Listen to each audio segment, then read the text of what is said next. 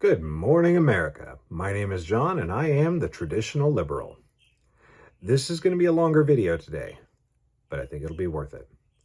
So, my wife came across an article about the Neelemans, better known as ballerina farms on Instagram, and it kind of pissed her off. So she wanted me to read it and tell her if she was overreacting. And she was not overreacting. The article she read was actually a review of an article by a journalist who had interviewed Hannah Neeleman in her home. So I read the original article that was done by the interviewer, the article that was about that article, and then a third one on parents.com. There's a theme, multiple themes actually, but all with a current thread. Tradwife bad because I say so. So let's start by taking a look at the article that started this nonsense. It's titled, Meet the Queen of the Tradwives and Her 8 Children by Megan Agnew. It was published in The Times in July of 2024. It starts off like journalism with a brief interview or a brief introduction to Hannah Neeleman, along with the story of her winning a beauty pageant just 12 days postpartum. But almost immediately, you can see the author's agenda creeping in with the line, was this the ultimate act of empowerment, Neeleman doing what she wanted, or the ultimate demonstration of oppression, her tender body enclosed in spiky sequins, referencing the beauty pageant? Now, maybe it's my own biases creeping in, but I can't help but hear contempt and condescension when Agnew talks about Hannah's sourdough bread and cow milking expertise. If we go through this article in order, one thing that stuck out to me that seems at odds with the rest of it is that Agnew states that fourth wave feminism sold women a lie in the girl boss era, that individualistic feminism didn't resolve or accomplish anything, and that is what gave rise to the Tradwife movement. And I think it's one of the rare moments when she touches on a truth and then unfortunately moves on without realizing that she said something profound. She goes on to talk about Tradwives as a counterculture, selling a fantasy, and includes the tired argument that earning a living from promoting Tradwife content is somehow antithetical to being a Tradwife.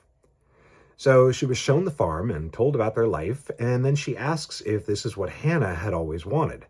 And Hannah said that she originally dreamed of being a ballerina, but had known that it would change when she had children.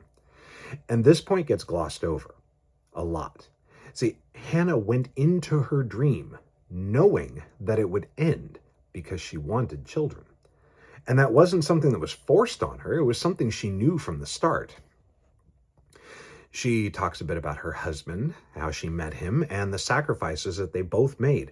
But Agnew can't resist completely dismissing his sacrifices. Daniel Neeleman had career aspirations that he gave up for a simpler family life, to which she says, I look out at the vastness and don't totally agree. Daniel wanted to live in the great western wilds, so they did. He wanted to farm, so they do. He likes date nights once a week, so they go. They have a babysitter on those evenings. He didn't want nannies in the house, so there aren't any. The only space earmarked to be her own, a small barn she wanted to convert into a ballet studio that ended up becoming the kids' schoolroom. Does she ask whose idea it was to convert that space? No, she assumes. Maybe Hannah got tired of the dining room table being covered in school supplies, and since she wasn't dancing professionally, she decided to convert that space. We don't know, because she doesn't bother to ask. Towards the end, she complains that she can't talk to Hannah without input from her children or husband, but again, puts in her own biases with, usually I'm doing battle with steely Hollywood publicists. Today, I'm up against an army of toddlers who all want their mom and a husband who thinks he knows better. Now, I was not privy to the entire interview, but from the quotes she provided, he does not answer for his wife, but offers his input when it's relevant or when his wife asks him. And Agnew has a real problem with that. Now, I was originally going to title this video, A Tradwife Hit Piece. But first, let's see if that's fair. Let's ask Hannah Neeleman herself what she thought of the article. And luckily for us, someone did already. Quote, "A couple of weeks ago, we had a reporter come into our home to learn more about our family and business. We were taken back, however, when we saw the printed article, which shocked us and shocked the world by being an attack on our family and my marriage, portraying me as oppressed with my husband being the culprit. This couldn't be further from the truth. Nothing we said in the interview implied this conclusion, which leaves me to believe the angle taken was predetermined. The greatest day of my life was when Daniel and I were married 13 years ago. Together, we have built a business from scratch. We've brought 8 children into this world and have prioritized our marriage all along the way. We are co-parents, co-CEOs, co-diaper changers, kitchen cleaners, and decision makers. We are one, and I love him more today than I did 13 years ago." So, was it a hit piece or an accurate description of her life? Well, according to the subject of the article, it was a hit piece. Now, let's move on to the second article, the one that my wife originally sent me. It's about the first one, basically defending it as quality journalism. It's quite long, so I won't go in as much depth, but there are some highlights. The review by Siobhan Breyer writes, "But when the journalist Megan Agnew visited the Neeleman farm, she started to notice the signs of something much darker peeking out from behind this domestic paradise." Now, I'd like to point out that the biggest criticism of Agnew's article was bias, even from the left. So starting out with such a clearly biased statement does not look good, Siobhan. She calls it well-written and defends several interesting choices by Agnew, such as calling Hannah by her last name and Daniel by his first name throughout the article. Siobhan Breyer even checks out the Times' own guidance for addressing married couples in their articles and shows that Agnew violated her publication's etiquette rules to do so. She talks about the difference between straight journalism, just the facts, and immersive journalism, which includes the author's perception and points out that there's a line, yet completely misses that line was crossed multiple times when Agnew's writing directly contradicts quotes from the Neelemans. And the praise for the article flows like wine. "My opinion is that this article is very particularly and expertly structured, and the structure of the writing aligns with the structure of the photography." I wonder if she can get her nose any farther up in there. Let's not forget that this is in defense of an article that the subject felt was an attack, and both the right and the left criticized as being overly biased. She uses Hannah's journal from early in their marriage as evidence that she is oppressed, not even considering that many married couples have rough patches early on, but strong couples work through them and grow stronger and closer as a result. She thinks the editorializing doesn't cross a line, even when she admits Agnew is contradicting the story told by the subject of the article, saying that Hannah, quote, "may not be a completely reliable narrator of her own life," end quote. Well, then who is? This woman who got to spend one afternoon with her? And then she starts talking about psychological leashes. Basically, she infantilizes Hannah by implying that she went from a controlling father to a controlling husband without any independent thought or agency of her own. Again, based on a single article written by someone who did not know her. Now, my wife found this part especially infuriating. You see, traditional wives aren't allowed imperfections. If a tradwife has the slightest doubt, the slightest regret, it's used as evidence that she is oppressed and abused. She isn't allowed to be a normal person with ups and downs in life. If it's not all good, it's all bad. The reviewer writes, And I say all of this about the psychological leashes because often when people respond to Tradwives, they say, be careful because that man could leave you, cheat on you, or abuse you. And if you don't have your own finances and resume set up, then you won't be able to leave him. And that is a very relevant argument. But sometimes the consequences of a traditional relationship aren't quite so dramatic.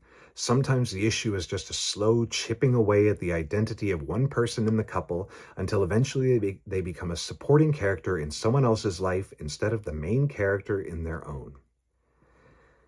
Basically, she frames it as though choosing to make sacrifices for your family is some great tragedy when a woman does it, rather than a virtuous choice that has great rewards. And she completely dismisses that the husband makes sacrifices too.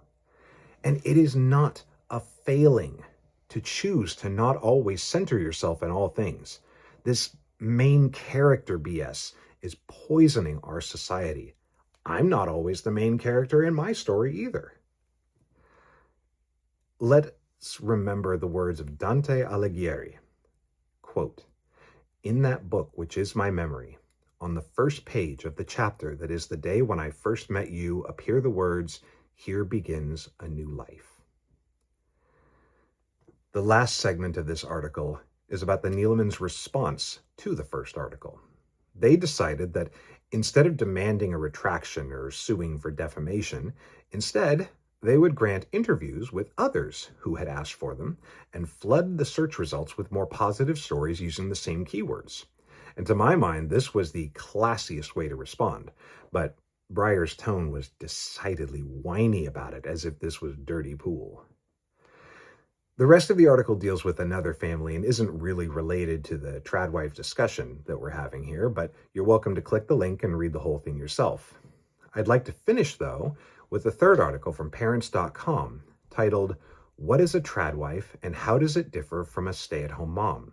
by Lauren Brown West Rosenthal.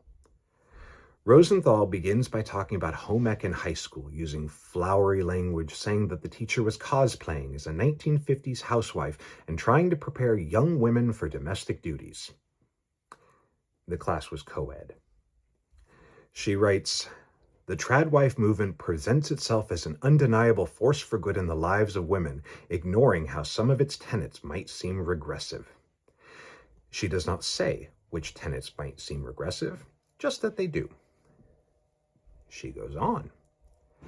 "The other wrinkle in the Tradwife phenomenon is while they claim to not work, and even more importantly, not want to work, in reality, Tradwives are doing the work of filming, editing, and maintaining a presence on social media. Sometimes their accounts are even monetized."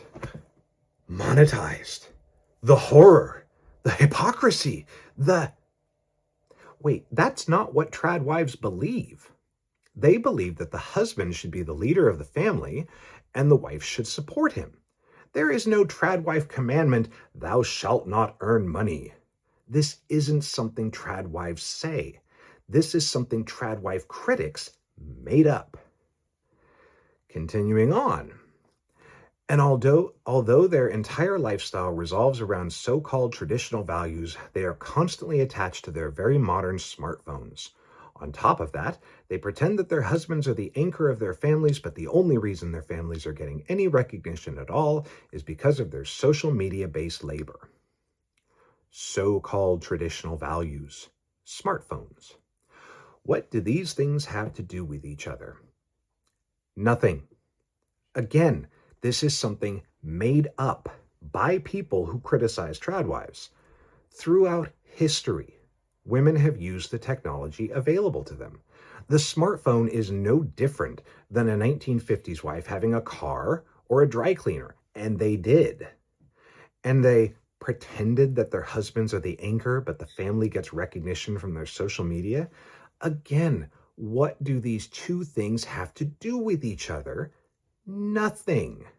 The husband is the anchor because he provides, protects, and leads his family.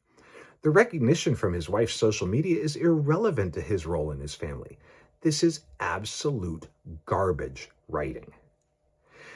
Then she talks a little bit about ballerina farms and makes the leap that because Daniel Neeleman comes from wealth, that means, quote, Her lifestyle is in fact not achievable or accessible to the average person who does not come from extreme wealth. End quote. Well, Lauren, I come from poverty, and I work a 9-to-5 job, and my wife have a very similar life to the Neelemans, just on a smaller scale. She then says Tradwives are the opposite of stay-at-home moms because they just are. No elaboration at all on that point. They stay at home. Many of them are moms, but they are the opposite of stay-at-home moms. Okay. Then she gets to the big criticism. Quote, for every seemingly wealthy tradwife on social media who appears to glide effortlessly through their childcare and housework tasks for the day, there's countless others who struggle financially, feel crushed under the weight of it all, or are unfortunately dealing with less than ideal husbands and they don't have the financial means to get away from them. Her source? Someone named Moore. Yep, that's it. She doesn't say who Moore is. No credentials, no research, no citations, just Moore says. Well, here's a citation for you. Most marriages last. The real divorce rate isn't 50%. It's closer to 33%, and it depends on a lot of factors. The real kicker, at the end of this article, is a box that says, quote, key takeaway. Meg Tibayan believes the topic of tradwives should be approached with an open mind and respect for individual choices, end quote. Now, did you see any evidence of an open mind or respect for choices in this article? In any of these 3 articles? Folks, I'd love to tell you that I had to scour the internet to find these, but these were all on the first page of Google results. This is how people write about tradwives. It seems that for some feminists, nothing is more offensive than seeing a wife happily following her husband's lead. I'd really like to change that. So I am looking for people to interview on both sides of this topic. If you or someone you know is interested, please reach out to me at thetraditionalliberal@gmail.com. And that's all I have for you today. Please like and subscribe if you'd like to hear more, and comment below your thoughts on this. Thank you, and good night, America.